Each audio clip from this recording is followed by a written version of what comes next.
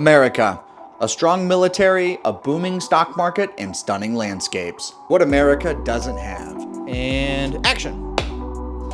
Today we're going to talk about the convenient things America doesn't have, but that we found in the East. Do you remember how much that we paid for James when I gave birth? Yeah, we paid out of pocket $2,500 roughly, and it was a complicated birth. Yep. I saw the bill. It was 100,000 USD. Yeah, that's how much the hospital and all of the agencies in there charged the insurance company, and then the insurance company charged us $2,500. That's right. And we pay the insurance company every month $400 some for our family health care. Yeah, I was shocked when I looked at the bill, and it was like, wow, that much do we have to pay? 100,000, we're gonna get into debt, because that's almost about 3 million baht, and you can buy a house there with that amount of money. Anyway, we didn't have to pay 100,000 USD, but we still have to pay for the insurance and Yeah, you still pay 40, for that. $450 a month. Yeah. There's different levels of insurance, but And I understand because James went to NICU for 11 days, and I had operation after the deliver process, but it's still a lot of money. And like, if you don't work and you don't have insurance, will you still get the treatment? no, yeah, you have to have a job to have insurance. I mean, You can buy insurance in the free market, yeah, but it's like $700 a month, I think, $700 a month. for a family. I mean, That's last I looked, I crazy. haven't really looked, so. Yeah, but if it's that gonna be expensive, that's crazy. Because I remember when we went to the hospital and I had a cramp, they didn't ask for the symptom or anything, even though my face was like in pain. So And when we were getting taken into the hospital the night before James was born. yeah, so they just asked about insurance. I was like, what? I'm so in pain. I need to go and sit now. I have to be there for the process and give them insurance card. And I thought that's crazy because the process for hospital in Thailand is very different.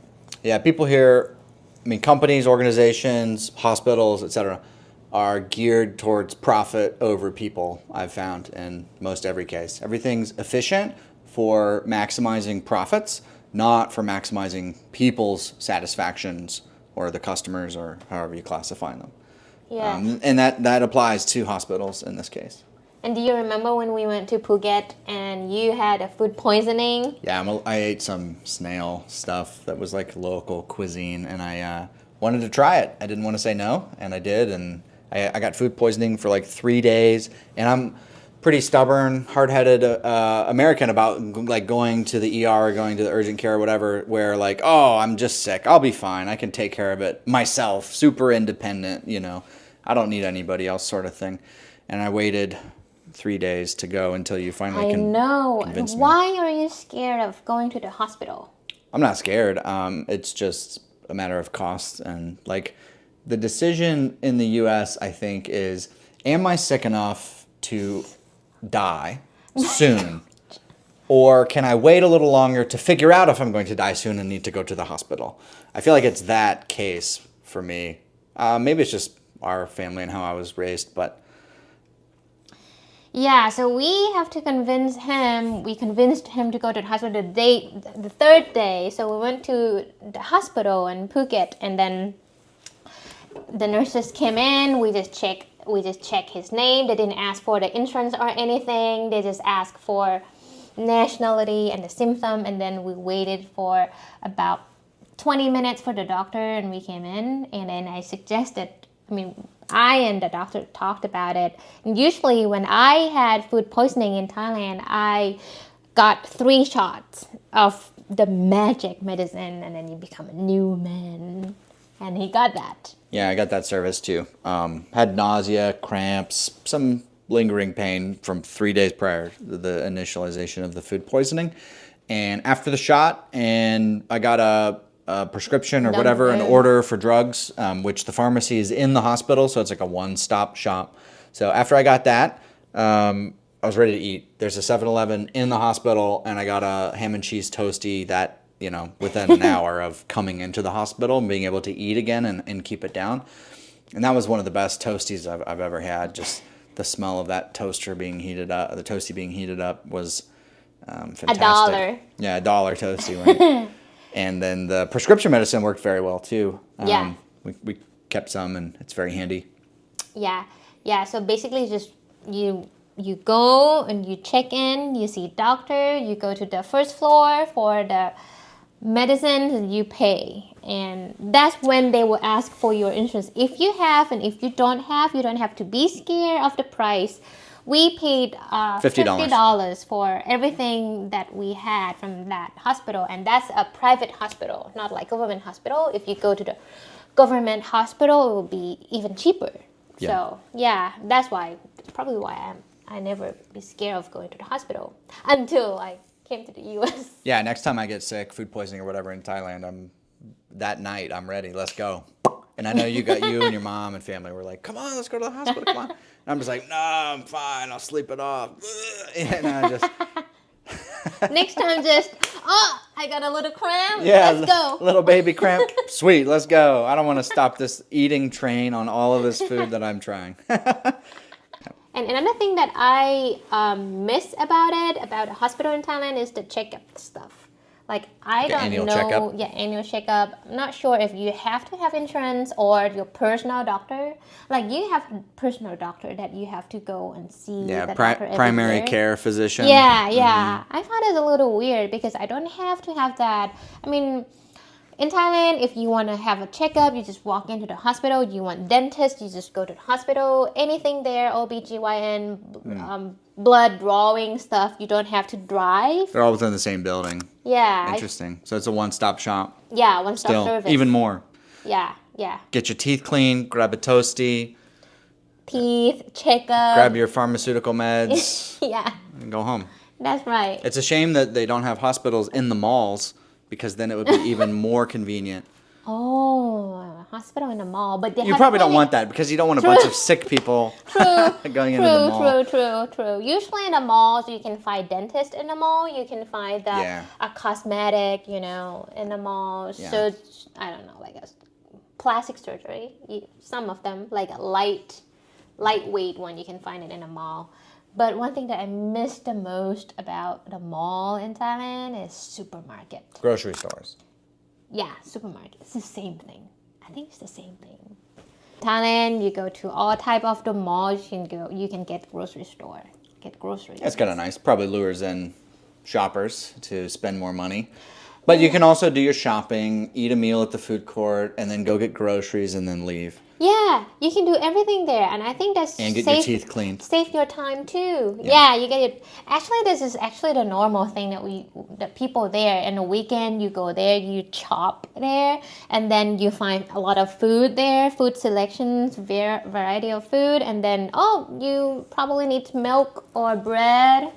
Or you want to stock up fresh food for tomorrow, you can just go to the grocery store. And the whole mall is air conditioned, which is very nice in That's Thailand. right. So it's a key selling point too. Yeah. Although I think the grocery stores in the malls, their prices are a little higher. Yeah. You mean for food? Mm-hmm. For the grocery store? Mm-hmm. A little higher than the wet market, which is a different thing. Yeah, but it's not like that. Or like a big C. Yeah, or like a big C, which is a supermarket, but that's a standalone supermarket, not upscale supermarket Like inside of the mall. Yeah, I remember we went to Emporium, and there's a gourmet market there, and one thing I noticed was the aisles, the shelves, go super high, and it's funny because Thai people are usually shorter than Americans or your Westerners, and I'm a tall guy, 6'1", and I was like, wow, there's still more shelves up there. But then when you walk around the grocery store, supermarkets in the United States, I'm like basically looking over the shelf into the next aisle. And there's like, you can see all the dust on top and stuff. It's kind of gross. but in that particular grocery store, there was like 2 extra, shelves of foods and goods and stuff, and a huge variety too. Yeah, and you can find a good discount or steal deal at the end of the day. Oh, at 7 o'clock, or like in the evening or whatever. Yeah, when I lived there, so every day 7 p.m. they will discount the fresh food 50%. So you're single, you don't have nothing to do, you just go to the mall, with SkyTrain or Subway, you know, don't have to drive and just grab that 50% discount food. Yeah. I think that's very good. Yeah. Yeah. Oh, and they also have bank in the mall as well. Right. Which was nice because you had to go do some banking stuff last time we were there. You went in, did your banking stuff. There's a queue, had to work through that or whatever. And I just went to go shop for like electronics. Yeah. Even me, if I have something to do, like I want to shop, I want to take a look at something, and I know that my queue will be in the next 30 minutes, I can just walk out and do other true. stuff, and then I come back.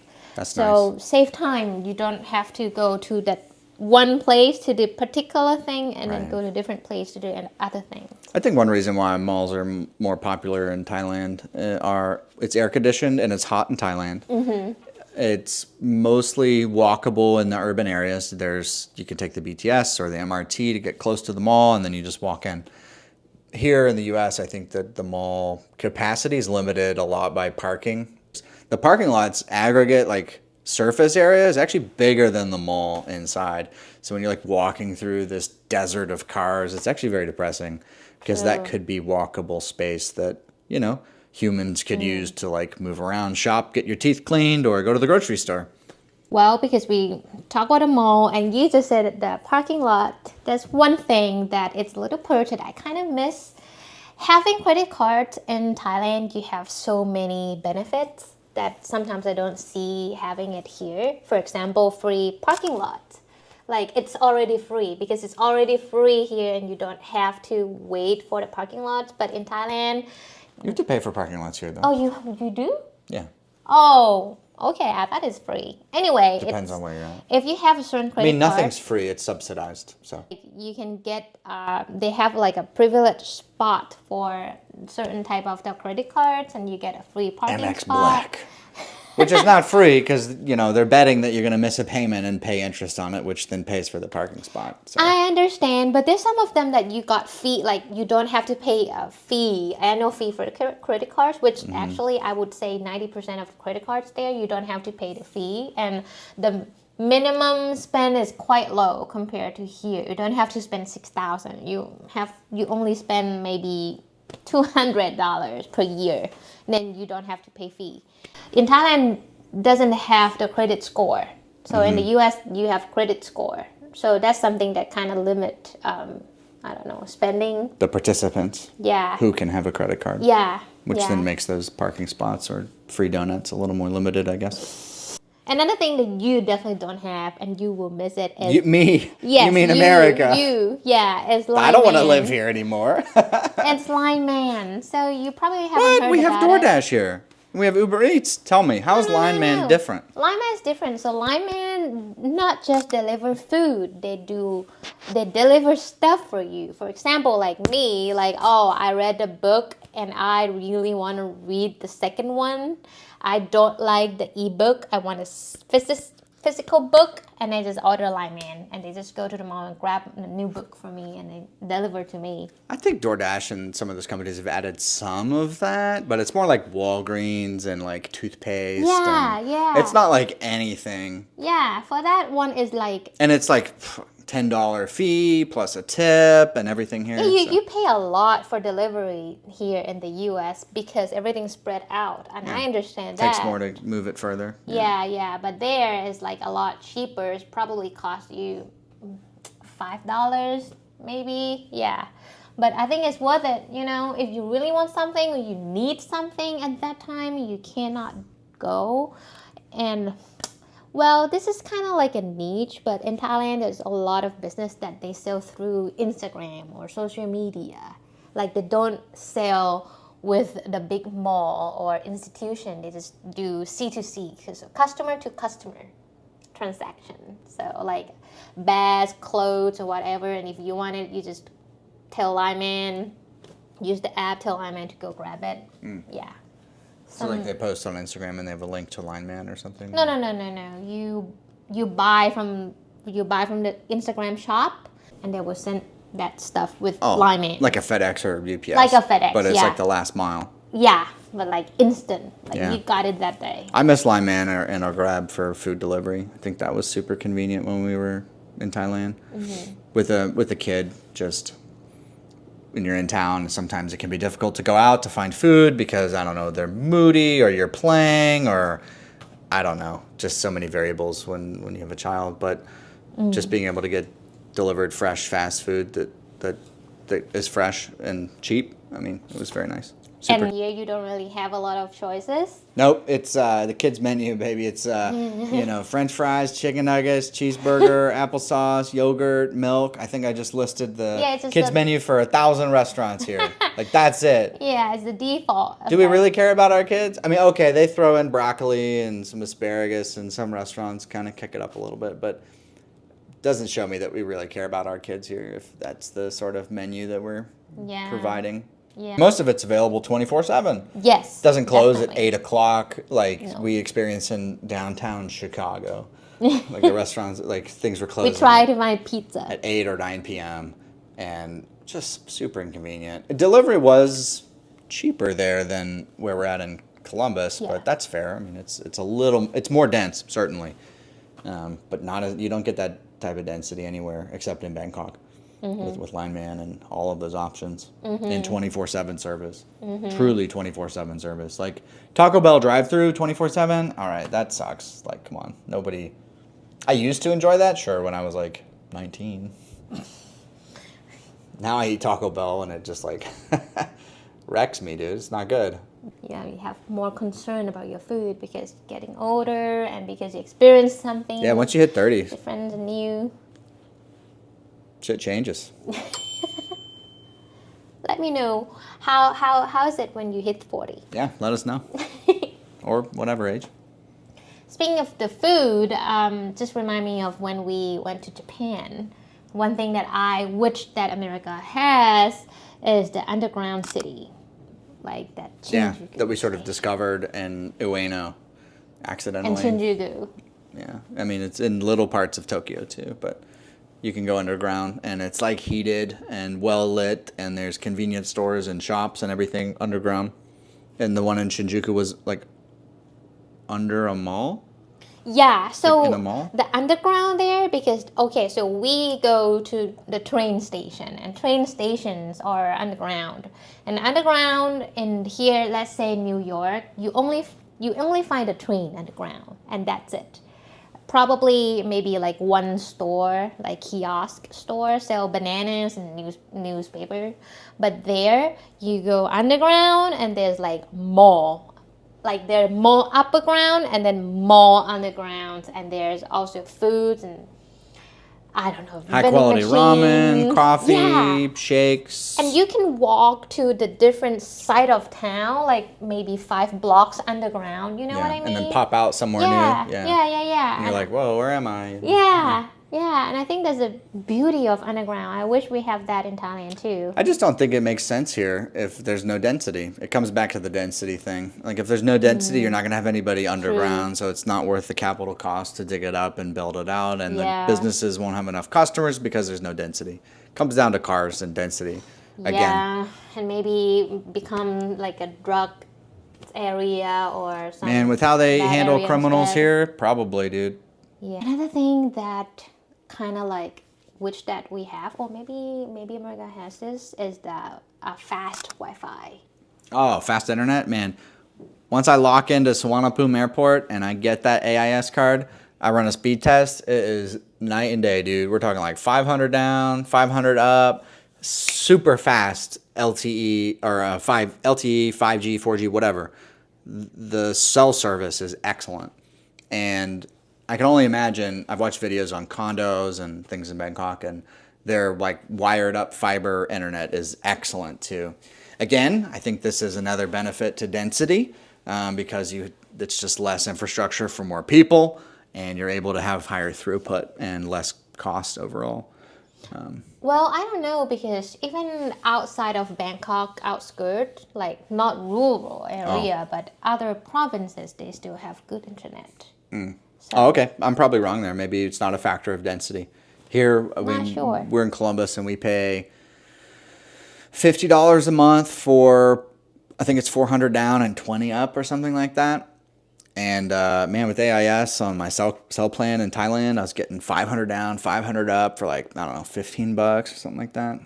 So I think those are the main things that we've and you have discovered after moving to America, the conveniences that Americans don't have or don't know about. And for me, it's something I didn't know about until I went to Thailand. I didn't believe her that it's not that I didn't believe her, it's just that I didn't know. Like, it didn't make any sense. I've been raised in this disparate, spaced out environment my whole life and thought this is the way things are. And I've even been to New York and still thought, it's not that convenient, you know?